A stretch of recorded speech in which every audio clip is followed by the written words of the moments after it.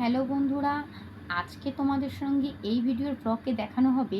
এটাও একটা আমার খুব প্রিয় জিনিস। যেমন সারাদিন সংসারের কাজকর্ম চলতে থাকে, সেগুলো নিয়ে ব্লগস করতে থাকি, তেমন এটাও একটা আমার শখের জিনিস। সেটা হচ্ছে আমার মেকআপের সমস্ত প্রোডাক্টকে পরিষ্কার পরিচ্ছন্ন করে রাখা।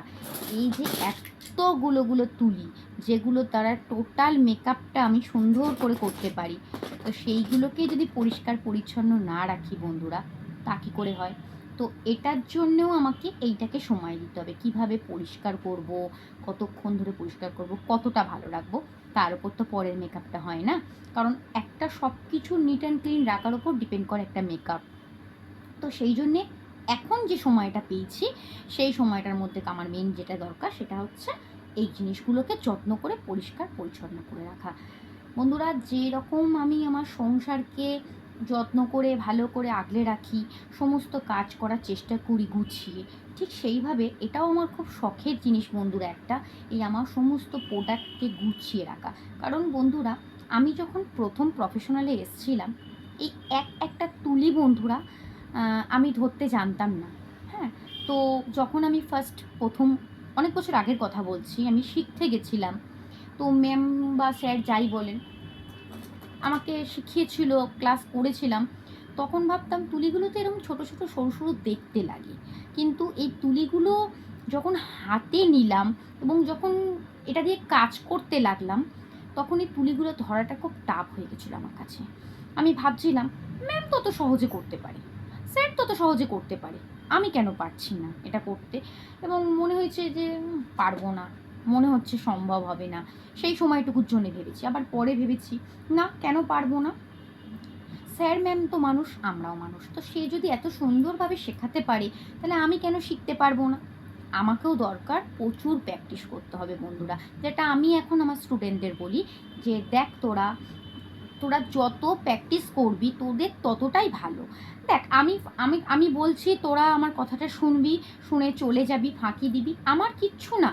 আমার কাছে তোরা 14-15 দিন ক্লাস করবি, 2 মাসে ক্লাস কমপ্লিট হবে, তোরা চলে যাবি, তোদেরই হাত বসে যাবে, আমার কিছু না। হ্যাঁ, তোরা আবার একটা জায়গায় শিখতে যাবি, হয়তো সে ভাববে আমি ভালো শেখাতে পারিনি বা কিছু, সেটা কথা একটা যেমন। তো আমার বক্তব্য, এত দূর না গিয়েও, যেহেতু তারাও আমার কাছে পয়সা দিয়েই ক্লাসটা করছে, আমি সেই জন্য তাদের ভালোর জন্য আমি সবসময় বলার চেষ্টা করি যে অন্ততপক্ষে যেটুকুনি শিখছিস ভালোভাবে শেখার চেষ্টা কর। এইটুকুনি আমি আমার প্রত্যেকটা স্টুডেন্টকে বলি, প্রত্যেকটা ব্যাচে বলি, প্রত্যেকটা স্টুডেন্টকে বলি যে তোরা ভালো করে শেখ। তো যে গল্পটা বলছিলাম প্র্যাকটিসের ব্যাপারে, তো আমি ভেবেছিলাম সত্যি এটা খুব কঠিন কাজ। তারপরে আমি প্র্যাকটিস করা শুরু করলাম, এবং প্র্যাকটিস করতে গিয়ে কবে যে তুলিগুলোকে ভালোবেসে ফেলে, কবে যে তুলিগুলোকে আমার বন্ধু করে নিলাম, এই তুলিগুলোকে নিজের মতন করে চালাতে শিখে গেলাম বন্ধুরা, তা আমি কি করে বলবো জানি না। একটা সময় আমি সত্যি খুব ভয় পেতাম। আজ এই তুলিগুলোকে আমি আমার মতন করে ঘুরিয়ে ঘুরিয়ে এত সুন্দর সুন্দর মেকআপ করতে পারি, এতটাই সুন্দর মেকআপ করতে পারি।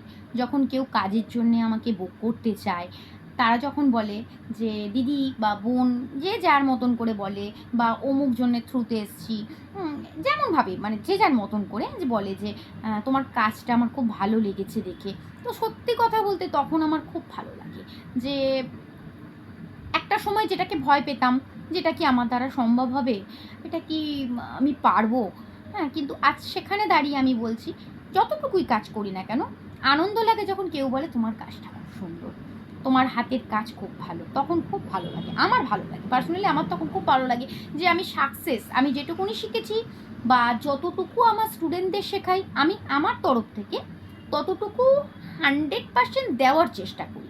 এবার বন্ধুরা, আমি বারবার ওদেরকে বলি যে তোরা জিনিসটাকে শেখার চেষ্টা কর, নিজের মতন করে ভালোবাস, তবেই কিন্তু হবে, নচেত নয়। জিনিসটার প্রতি ভালোবাসা আনতে হবে সবার আগে। আমি যেমন খাচ্ছি, এই খাবারটা আমি খুব পছন্দ করি বলেই আমি খাচ্ছি, তো সেই রকমভাবে আমাকে আমার এই প্রফেশনালটাকে ভালোবাসতে হবে বন্ধুরা। তো যতই হোক, ভিডিও যত করব তত বড় করা হয়ে যাবে, বেশি বড় হয়ে গেলে তোমরা বলবে জ্ঞান দিয়ে দিচ্ছি আমি। তো আমার তরফ থেকে এটুকুনি কথা আমার স্টুডেন্টদেরও বলি, সবাইকে বলি, যে কোনো জিনিসের প্রতি হয়তো ভালোবাসলে ভালোবাসা পাওয়া যায়, যেটা আমি আমার মেকআপের প্রফেশনাল থেকে আমি বলতে পারি। আমি কাজটাকে ভালোবেসেছিলাম বলে আজকে হয়তো তার দাম আমি পাচ্ছি ভালো, এইটুকুনি আমার বলার ছিল। তো অন্য কোনো দিন আমার ভিডিও নিয়ে অন্য কোনো ভিডিওয় আমি আমার মেকআপ নিয়ে আরও তোমাদের সঙ্গে গল্প করতে আসবো। আজকে অনেকটা বড় হয়ে যাচ্ছে ভিডিও, আজকে এইটুকুনি থাক। তো চলো টাটা বন্ধুরা।